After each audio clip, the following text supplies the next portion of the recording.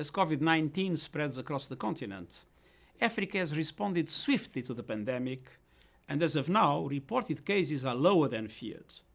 Even so, much hangs in the balance.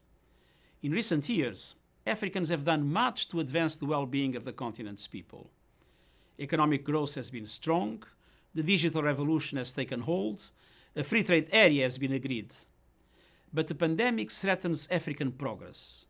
It will aggravate long-standing inequalities and heighten hunger, malnutrition, and vulnerability to disease.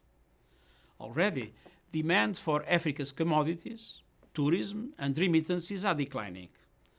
The opening of the trade zone has been pushed back, and millions could be pushed into extreme poverty. The virus has taken more than 2,500 African lives. Vigilance and preparedness are critical.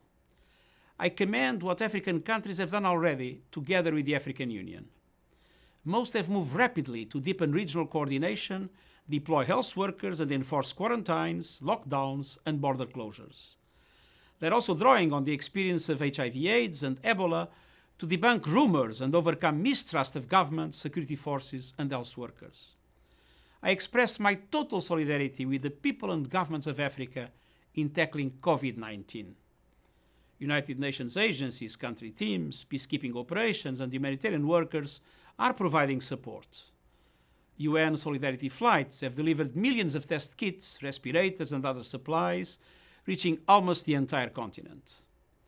The policy brief we are issuing today highlights a spectrum of urgent challenges.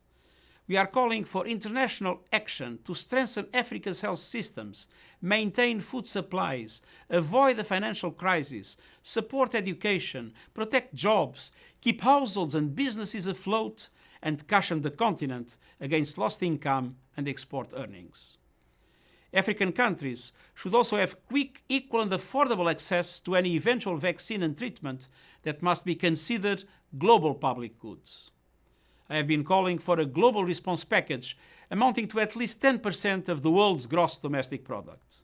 For Africa, that means more than $200 billion as additional support from the international community.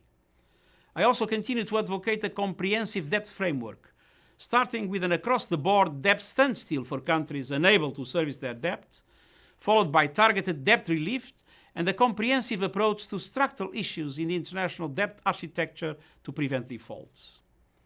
It will also be essential for African countries to sustain their efforts to silence the guns and address violent extremism. And I welcome African support for my call for a global ceasefire. Political processes and elections in the coming months offer potential milestones for stability and peace. Women will be central to every aspect of the response. Stimulus packages must prioritize putting cash in the hands of women and increasing social protection.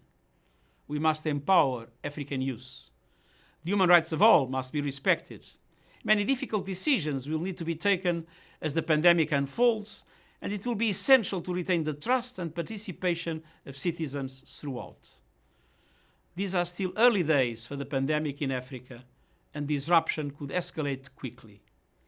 Global solidarity with Africa is an imperative, now and for recovering better.